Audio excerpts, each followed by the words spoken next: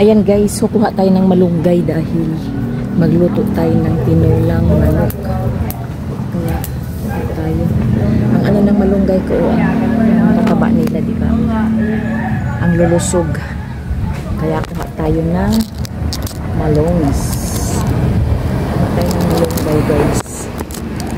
Halo natin sa ating tinulang manok. Guys, babaliin ko na siguro yung iba dito kasi na mataas na para abutin sa kuryente. Home gardening pa rin to guys. Maraming sa swimming sa swimming pool. Ayan yung ating malunggay. Tapos as usual yung ating tanglad. Kukuha tayo ng ilan. I-replant ko na to guys kasi parang mamamatay na siya eh. Kuha lang tayo ng ilang peraso. Na ano to? Pumayat na siya. Ayan, dalawa lang. Ayan. So ito naman ang ating malunggay. Guys. Tapos balik na tayo sa ating kusina. Yan, baba lang tayo. Okay. Ayan pa yung decoration namin guys. So, nagkagulo-gulo na yung backdraft pero ayan pa rin siya. Kasi ito yung ating luya. Ayan, luya. Ihalo natin ay sayote at meron akong kaunting sitaw. Manok guys, sasabawin natin ay pinirito ko ng kaunti. Pinakuluan ko, pinirito ko ng kaunti. Yes na to, kailangan pagkaprito kainin. Sabi ko, sabawin ko na lang para kakaiba. Pinirito at bago sinabaw. O diba, kakaiba yan. Kaya, ihanda ko lang guys. Stay tuned. Guys, so ito na yung ating mga ingredients. Prepare ko na yung ating malunggay. Ang pinakamatagal na ihanda guys. Kasi isa-isahin mo pa siya ng himay. Tapos meron akong sitaw, may luya, sibuyas, meron tayong lemongrass at ang ating sayote. Sayote yung ginamit ko, hindi papaya. At ito ang ating manok. Ayan. Ang ginawa ko dito guys, pinakuluan ko muna. Pagkatapos pinakuluan, pinrito ko siya. Hindi half cook yan. Prito na talaga yan. So naisipan ko na gawin siyang tinulang manok. Ayan, tinula na prito muna. So itry natin guys kung masarap din ba ang manok na nilaga na, pinrito na at tinola pa. O diba, kakaiba. Okay, so proceed tayo doon sa ating pagluluto. Okay, naka-on na yung ating apoy. Ayan, may apoy na yan guys. Ito ang gamitin natin kawali ngayon. Kasi para malaki, para malagyan natin ng sabaw. Actually, may sabaw na ako dito eh. Okay, so lagyan lang natin ng mantika.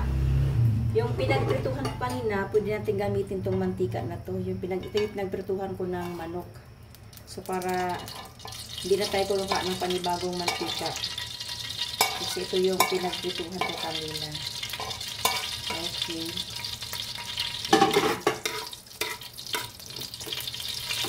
Ayan siya guys. Painitin lang natin. Okay, so mainit na siya. Ilagay na natin yung ating luya. Ayan. So, igisa lang natin ang ating luya. Hinamihan ko ng luya guys kasi masarap ito pagpanggal ng lansa. Ayan. So, luya. Tapos yung ating sibuyas. Tumalon na yung ating isang sitaw. Sama din daw siya. Okay. Luya, sibuyas. Okay, so ganyan lang natin. Ngayon ay ilagay na natin ang ating manok, o diba? Nakaiba to guys. So try nyo rin ng ganitong klase. So ayan, prito na talaga yan. Napritong manok na yan. So medyo i-try lang natin siya. Ano na kasi ito kainin, matigas na. Pagkainin ito, matigas na kasi naprito na siya eh. Yung ating manok ay luto na talaga siya. Okay. So, isunod natin yung ating chicken broth. Ito rin yung pinagpakuluan ko kanina. Dagdagan na lang natin kung kulang. O, diba nakita nyo? Medyo malasa na tong sabaw na to kasi ito yung ginamit natin kanina sa pagpakulo. Tinanggal lang natin sa ibabaw ang mga scums. Ayan guys. Tingnan natin kung kasya na yung sabaw. Okay lang siguro, mas konti ang sabaw para ano, lasang-lasa. Tapos tikman natin kung ito ay tama na nga sa asin. Kasi nag-asin na ako kanina eh.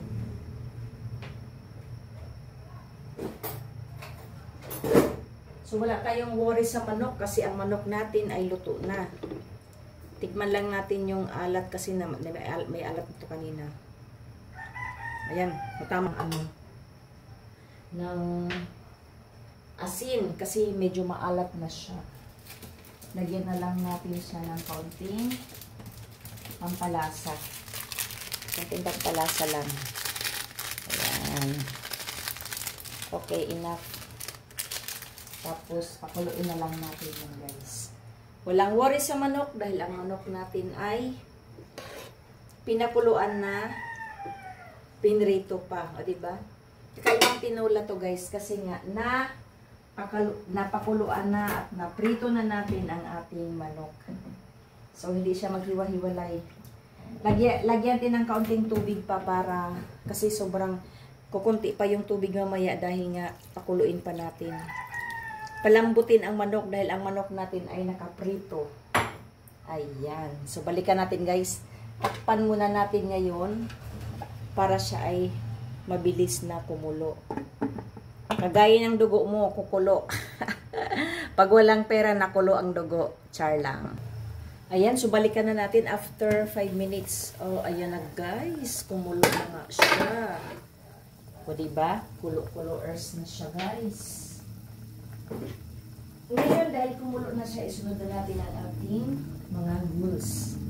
Ito ang ating tawag nito, tanglad. Tanglad, guys. Sa Bisaya, tangad.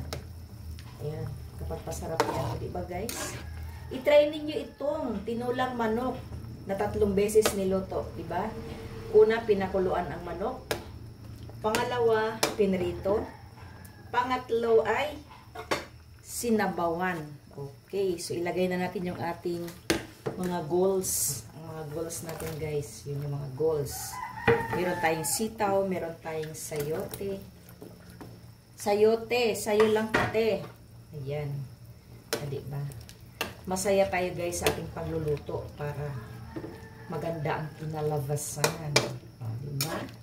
Saan ka pa? Dito ka na. Guys. Yan. Mega love shout out guys sa lahat din ng aking mga channel members. Si Philippine Islands Adventure Melo USA. Ayan guys. Hindi tayo nagtitipid sa malunggay dahil marami tayong malunggay dyan. Ayan. And then Mama Jo, si The Motivation Collective, Jinair, Beans Boy, at si Simply Me Vlogs, at si The Motivation Collective. Ayan. Ano na lang yan sila ngayon guys? 7. O, diba? Ulitin natin. Philippine Islands Adventure Milo USA, Joey OFW TV, Mama Jo, Jinair, The Motivation Collective, and Simply Me Vlogs. Beans Boy. Ayun. Ayan. Si Beans Boy na masipag magtanim ng mga gulay sa kanyang garden. So, ayan na nga guys. Mekos-mekos lang natin at isang kulo pa yan para maluto yung mga ghouls, yung ating mga ghouls. In other words, gulay for ghouls. O, diba? So, ang libre dito yung ating malunggay at ang ating lemongrass. Lami na kaayo guys. Yan. So, takpan natin ulit para maluto ang ating mga ghouls. Meron tayong mga ghouls guys. Okay. Okay, a few moments later, balikan na natin. So, Jaran, ayan na nga ang ating tinolang manok. Hinaatin yung apoy natin guys. Kay galit na galit yung sabaw. Ayan. Sobrang kulo niya. Ayan. O, diba? Tignan natin kung luto na yung ating sayote. Ah, hindi pa. Hilaw pa, guys. So, pakuluin pa natin siya ulit. Isang pakulo pa. Ayan, guys. So, itong manok na to kasi yung binili ko is, ano siya, medyo frozen. Yung Magnolia. Magnolia ang kanyang brand. Ayan, ito yung ating, medyo nasira yung ating tanglad. Okay, so, i-cover ulit natin hanggang sa maluto yung ating ano. Tinola lang to guys ha, walang added ano, walang added na pangpaasim kasi tinola eh, di naman sinigang. Okay, balikan na natin guys. Ayan na guys. Tuha. Ayan, tama na. Luto na yung kanyang mga balls. Ayan. Okay, so ito ang ating video ulam for today. Ang ating sinabawang manok, tinulang manok, or manok na 3 beses niluto. O, diba? Hindi naman ako pagod sa ginawa ko, guys. Ayan. Tama na ang kanyang timpla. Ayan, shout out sa lahat. At tapos na ang ating tinulang manok. Ayan na, guys, tinulang manok na 3 beses niluto. O, diba? Thank you so much for watching. Have a great day, guys. Bye. Happy New Year sa lahat.